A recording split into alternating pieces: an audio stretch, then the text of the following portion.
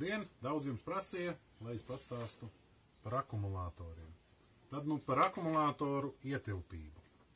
Kā mēs zinām, ampēri reiz volti ir vati. Ko tas nozīmē?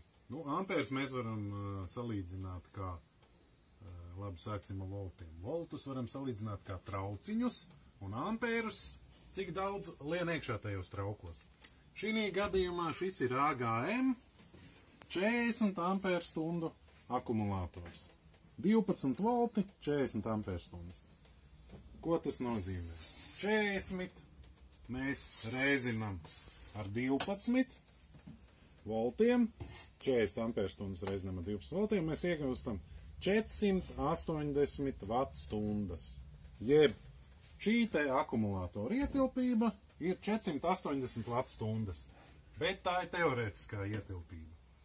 Jo, piemēram, šeit ir želejas akumulātori, kuri ir 230 ampērstundu, bet viņiem rakstīts virsū, ka tas ir 1600 vattstundas.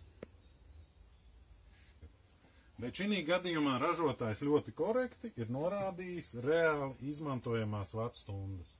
To, ko mēs varam izmantot.